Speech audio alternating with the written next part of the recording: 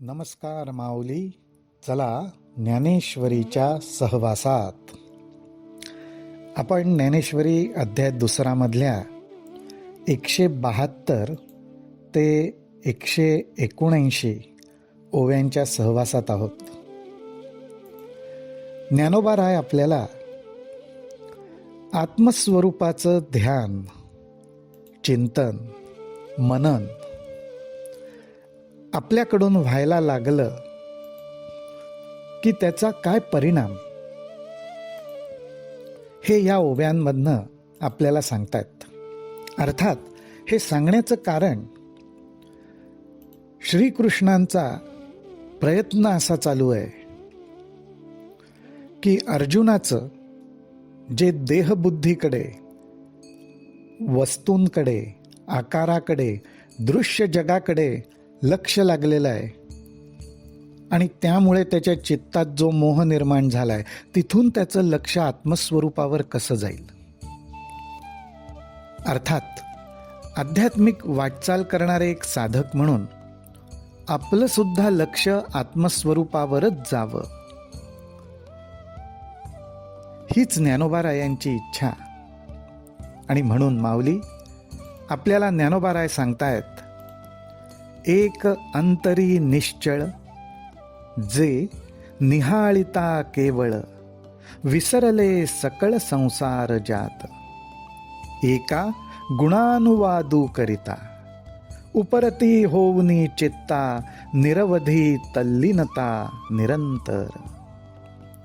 एक ऐकताची निवाले, ते देह भावी सांडिले, एक अनुभवे पातले तद्रूपता. असे काही विशेष मार्ग माऊली आपल्याला सांगतात. आत्मस्वरूपाचं चिंतन करता करता जणू त्याची अनुभूती अंतःकरणात प्रगट व्हायला लागते आणि तिथेच काही जण अंतःकरण स्थिर झाल्यामुळे संसाराचं, जगाचं, देहाचं भान विसरून जातात. कित्येक जण भगवंताचं वर्णन करता करता, त्याचा गुणानुवाद ऐकता ऐकता त्यांच्या चित्ताला, अंतःकरणाला उपरती होते. अर्थात मनामध्ये परिवर्तन घडतं. संसार प्रपंच असार आहे हे जाणवायला लागतं आणि आपोआपच भगवंताविषयीची ओढ वाढायला लागते. काही भाग्यवान साधकांच्या बाबतीत सद्गुरूंच्या मुखातून आत्मस्वरूपाविषयी ऐकता ऐकताच त्यांना समाधान मिळतं आणि त्या समाधानातच त्यांचा देहभाव नाहीसा होतो आणि ते आत्मस्वरूपाला चिकटून राहतात. आणि त्यासाठी सर्वात सोपा मार्ग जो दाखवला जातो तो म्हणजे हरिनाम, हरिसंकीर्तन.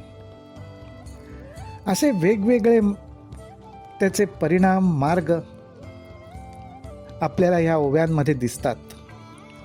परिणाम एकच दिसेल की आत्मस्वरूपाच्या ठिकाणी आपलं चित्त जडतं. मार्ग वेगवेगळे असतील, श्रवण, वाचन, मनन, चिंतन, सद्गुरूंकडून मिळालेलं मार्गदर्शन. पण ह्याच्यात काय होतं तर ज्ञानोबा राय म्हणतात, जैसे सरिता ओघ समस्त, समुद्रा माझी मिळत, परी माघवते न समात परतले नाही. तैसिया योगीश्वरांची आमती, मिळणी सवे एकवटती, परी जे विचारुनी पुनरावृत्ती भजती चीना. ज्ञानोबा राय म्हणतात, अशा प्रकारेच जे भगवंताला, आत्मस्वरूपाला जुळून राहण्याचं, जोडून राहण्याचं सातत्याने कार्य करतात, ते शेवटी परमेश्वराला जाणून त्याच्याशीच एकरूप होतात आणि जन्ममरणाच्या परंपरेमध्ये, चक्रामध्ये अडकत नाहीत. ज्याप्रमाणे सर्व लहान मोठ्या नद्या वाहत वाहत शेवटी समुद्रालाच मिळतात आणि समुद्रच बनून राहतात, परत काही फिरून येत नाहीत. त्याप्रमाणे आपण साधक म्हणून आध्यात्मिक वाटचाल करत असताना ज्या कुठल्या मार्गाने करू, आपण खचितच समुद्राला म्हणजे भगवंतालाच जाऊन मिळणार.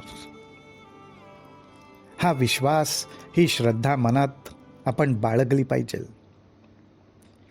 आणि हीच गोष्ट श्रीकृष्णांना अर्जुनाच्या बाबतीत अपेक्षित होती. त्यासाठी या संवादातून त्यांचा हा प्रयत्न चाललाय. आणि ते वारंवार अर्जुनाला, अर्थात आपणही अर्जुनाच्याच भूमिकेत बरं का, हेच समजावण्याचा प्रयत्न करतायत की देहावरचं लक्ष काढ. अरे, जे चैतन्य सर्वत्र आहे आणि ह्या देहामध्ये सुद्धा आहे, मुळात ते चैतन्य आणि विश्वात्मक चैतन्य दोन नाहीतच, तर उलट त्या चैतन्याच्या ठिकाणी जे स्फुरण आहे ते स्फुरणच खरं आहे. त्या स्फुरणाचा कधीही नाश होत नाही. देहाचा नाश होईल, देह आज असेल उद्या नसेल, पण देहामध्ये जे चैतन्य आहे ते कायम असणार आहे. त्यामुळे तू देह असण्याच्या आणि नसण्याच्या गोष्टीकडे लक्ष देऊन शोक करू नकोस. तो तुझा शोक करणं हे विनाकारण आहे, ते कमी प्रतीचं आहे. आणि म्हणूनच ज्ञानोबाराय हा जो भाव आविष्कार प्रगट होतोय श्रीकृष्णांच्या अंतःकरणातनं, अर्जुनाच्या अंतःकरणातनं, तो आपल्यापर्यंत पोचवताना, आपल्यालाही मार्गदर्शन करताना म्हणतात, जे सर्वत्र सर्वही देही जया करिताही घातू नाही, ते विश्वात्मक तू पाही चैतन्य एक. अरे, सर्वत्र व्यापून ह्या देहामध्ये सुद्धा जे आहे असं जे चैतन्य आहे, स्फुरण रूपाने, शुद्ध स्फुरण, शुद्ध मी म्हणून जे प्रगट होतं, तेच हे सर्व नामरूपाने प्रगट होण्याला निमित्त ठरलेलं आहे. इयाचे स्वभावे हे होत जात आघवे, तरी सांग काय शोचावे थतुआ. अरे, मी हे स्फुरण, हा तर याचा मूळ स्वभावच आहे. आणि या स्वभावाच्या आधारावरच तर हा सगळा खेळ आपल्याला दिसतोय. हा खेळ नाहीसा होतो, स्फुरण तसंच राहतं. हे तुला समजलं की तुला शोक करण्याचं काहीच कारण नाही. आणि म्हणून ज्ञानोबाराई म्हणतात, एरवी तरी पार्था तुझं का नेणो न मने चित्ता, परी किडाळ हे शोचिता बहुती परी. म्हणून अर्जुना, हे तुला कसं पटत नाहीये, तुझ्या मनाला हा बोध कसा होत नाहीये, हेच मला समजत नाही. हा श्रीकृष्णांचा भाव ज्ञानोबाराय प्रगट करतात. आणि म्हणून म्हणतात की म्हणून पुष्कळ प्रकारे विचार करून पाहिला तरी तुला शोक करणं मला काही उचित दिसत नाही. श्रीकृष्णांचा प्रयत्न चाललाय की कुठून तरी अर्जुन चुकीच्या विचारामुळे शोक करतोय, तो दूर व्हावा आणि त्याचं लक्ष हळूहळू आत्मस्वरूपाकडे वळावं. रामकृष्ण हरी, रामकृष्ण हरी, रामकृष्ण हरी.